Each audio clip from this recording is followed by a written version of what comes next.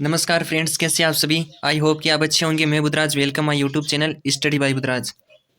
तो आज हम कक्षा 12th के विषय हिंदी के महत्वपूर्ण प्रश्न देखेंगे। बोर्ड परीक्षा 2024 में आपको देखने को जरूर मिलेंगे। तो करते हैं आज के प्रश्न शुरू।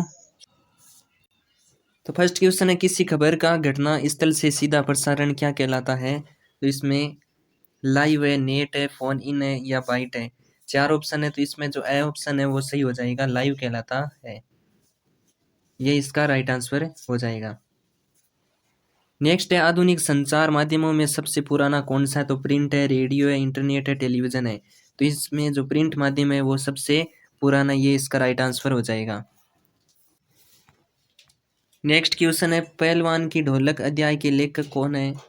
तो फणीश्वर नाथ रेणु, ये इसका राइट आंसर हो जाएगा। ए जो ऑप्शन है वो राइट आंसर हो जाएगा। भाषा को शुद्ध बोलना लिखना सिखाती है। तो व्याकरण ही भाषा को शुद्ध बोलना और लिखना सिखाती है। वीडियो को अपने साथी दोस्तों में शेयर जरूर करें। नेक्स्ट प्रश्न पढ़ते हैं, व्यक्ति को अपना व्यवसाय चुनने की स्वतंत्रता न होना क्या कहलाता है। तो ये दासता कहलाता है।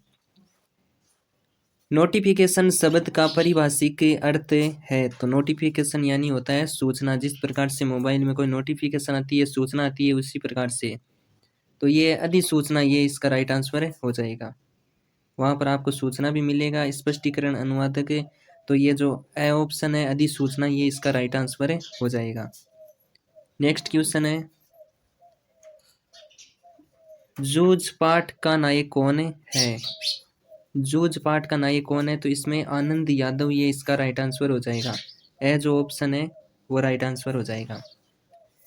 नेक्स्ट क्वेश्चन है, प्राप्त संदेश में निहित अर्थ को समझने की कोशिश को क्या कहते हैं। तो डिकोडिंग, एनकोडिंग या कुटकृत या फीडबैक।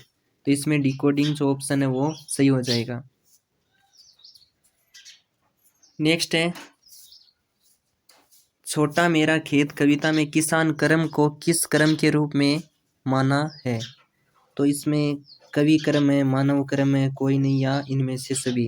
तो कवि कर्म जो है वो ऑप्शन सही हो जाएगा। नेक्स्ट है, उन्मादों में अवसाद का तात्पर्य है। तो इसमें ए जो ऑप्शन है ये सही हो जाएगा, इसका राइट आंसर हो हो जाएगा। नेक्स्ट क्वेश्चन है, नेक्स्ट है क्वेश्चन, प्राइविलेज शब्द का पारिभाषिक शब्द क्या है। तो इसमें विशेषाधिकार है, लोकहित है, परिवीक्षा है और शरणार्थी है। जो ए ऑप्शन है विशेषाधिकार, ये इसका राइट आंसर हो जाएगा। नेक्स्ट है, अभियोग लगाना शब्द का अंग्रेजी शब्द क्या है। तो इसमें ये एक्यूज जो शब्द है, ये इसका राइट आंसर हो जाएगा। नेक्स्ट है, पत्रकारिता। वेब पत्रकारिता क्या कहलाती है। तो ये इंटरनेट पत्रकारिता भी है, ऑनलाइन भी है और साइबर पत्रकारिता भी है। ये इसके प्रकार है, इस प्रकार से राइट आंसर हो जाएगा। नेक्स्ट प्रश्न है, रेडियो समाचार की संरचना किस शैली में होती है। तो इसका जो राइट आंसर है वो हो जाएगा उल्टा पिरामिड शैली। ये इसका राइट आंसर हो जाएगा। नेक्स्ट क्वेश्चन है, सिंधु सभ्यता की खूबी उसका सौंदर्य बोध था। तो इसमें धर्म पोषित था या समाज या राज पोषित या प्रकृति पोषित। तो इसमें समाज पोषित इसका राइट आंसर हो जाएगा।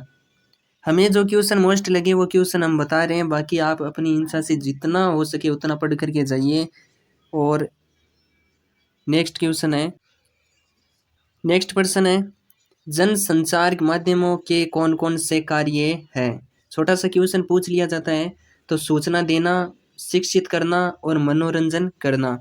जन संचार के जो माध्यम है वो एक तो सूचना देते हैं और उनसे कुछ ना कुछ सीखने को भी मिलता है और मनोरंजन भी होता है। इस प्रकार से इसका ये राइट आंसर हो जाएगा। नेक्स्ट है, फीचर लिखते समय किन किन बातों का ध्यान रखना चाहिए। फीचर जो लिखते हैं उस समय कौन कौन सी बातों का मुख्य रूप से ध्यान में रखना चाहिए। ये क्वेश्चन भी मोस्ट है, पूछा जा सकता है। फीचर के बारे में आपको एक क्वेश्चन पेपर में देखने को जरूर मिलेगा। तो किसी घटना की सत्यता फीचर का मुख्य तत्व होता है। एक अच्छी फीचर को किसी सत्यता पर आधारित होना जरूरी होता है। फीचर का विषय रोचक ज्ञानवर्धक होना चाहिए, मतलब कुछ ना कुछ ज्ञान की ऐसी उसमें बातें होनी चाहिए। फीचर को शुरू से लेकर अंत तक मनोरंजन शैली में रखा जाना चाहिए।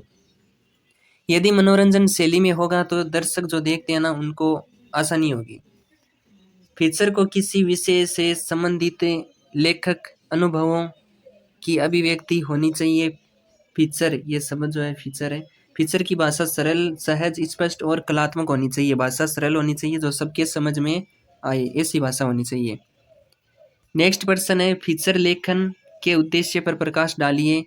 तो इसके अंदर ज्ञानवर्धक, मार्गदर्शन, जिज्ञासा का शमन और मनोरंजन, ये बातें हमने ऊपर इसमें लेख के रूप में पढ़ी है ना, वही बातें हैं। इसका उद्देश्य जो है वो ज्ञानवर्धक होना चाहिए, एक अच्छा मार्गदर्शन होना चाहिए, जिज्ञासा का शमन होना चाहिए इसमें, और मनोरंजन भी साथ में होना चाहिए। फीचर का एक प्रश्न जरूर आएगा, पूरा का पूरा पढ़ करके जाइए। नेक्स्ट है, पत्रकार का क्या दायित्व है।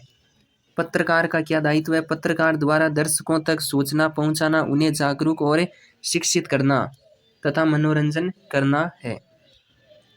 नेक्स्ट है, जूझ आत्मकथात्मक अंश की मूल संवेदना स्पष्ट कीजिए। तो प्रसिद्ध कथात्मक डॉक्टर आनंद यादव के आत्मकथात्मक उपन्यास से एक किशोर के देखे और भोगे गए ग्रामीण जीवन के यथार्थ और उसके परिवेश का अत्यंत जीवंत चित्रण हुआ है। यानी जो आनंद यादव है उनके आत्मकथात्मक के बारे में आपको लिखना है। कहानी की मूल संवेदना मध्यम वर्गीय ग्रामीण समाज और लड़ते जूझते किसान मजदूर के संघर्ष में जीवन की झांकी प्रस्तुत करती है। तो एक प्रकार से जो मजदूर होता है उसके जीवन में कितना संघर्ष होता है उसके बारे में बताया गया है। यह किशोर की लालसा व्यंजन करना, उनसे संगतशील बने रहने की सत प्रेरणा देना है। यानी कुछ ना कुछ उससे संघर्ष से जो पढ़ते हैं उनको एक संघर्ष से प्रेरणा होनी चाहिए, प्रेरणा मिलनी चाहिए। तो ऐसी बातें उनमें बताई गई है। नेक्स्ट है, उड़ने और खिलने का कविता से क्या संबंध बनता है। तो तितली उड़ती है, फूल खिलते हैं। इसी प्रकार कभी भी कविता रचना में भावनाओं की उड़ान भरता है। कवि जो है वो कविता में क्या है, भावना और रचना की उड़ान भरता है। और कविता फूलों की तरह खिलती है। एक अच्छी कविता होती है वो फूलों की तरह खिलती है। उड़ाने और खेलने से कविता मनोगत संबंध होता है। अर्थार्थ, ये शब्द है अर्थार्थ। अर्थात अपने लक्ष्य प्राप्ति के लिए उड़ने से तात्पर्य यह है कि परिश्रम करना है, और यदि हम परिश्रम करेंगे तो फूलों की तरह खिलेंगे और हमें अपना लक्ष्य प्राप्त होगा। परिश्रम करेंगे तो फूलों की तरह खिलेंगे। जिस प्रकार से कविता होती है उसमें अच्छे शब्द होते हैं तो वो क्या है, अच्छी भावना होती है, तो वो उड़ान भरती है और एक फूलों की तरह खिलती है। उसी प्रकार से जीवन में परिश्रम करना चाहिए।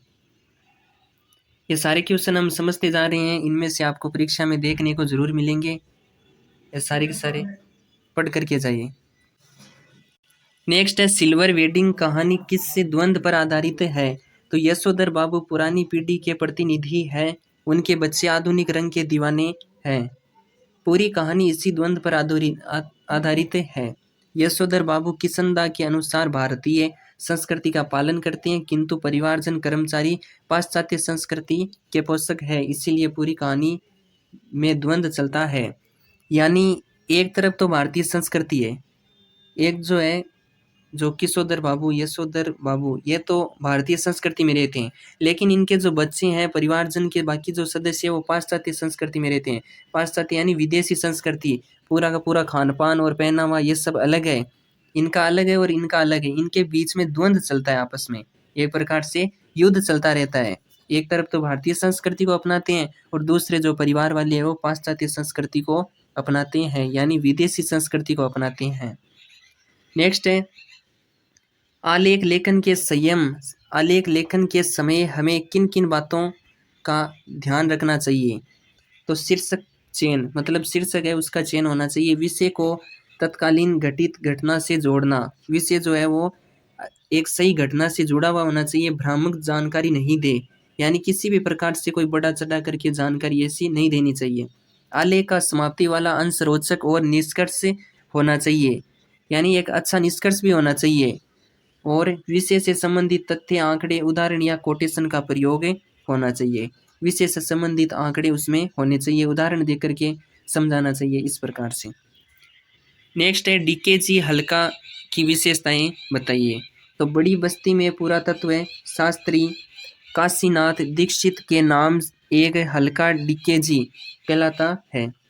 इसके घरों की दीवारें ऊंची और मोटी है, सभी घर ईंटों के हैं, मंजिल पर केवल प्रवेश द्वार है, खिड़कियां दूसरी मंजिल पर रहती हो, घर छोटे बड़े भी हैं किंतु एक कतार में है, बस्ती में एक मुखिया का भी घर है, इसमें 2 आंगन और 20 कमरे हैं।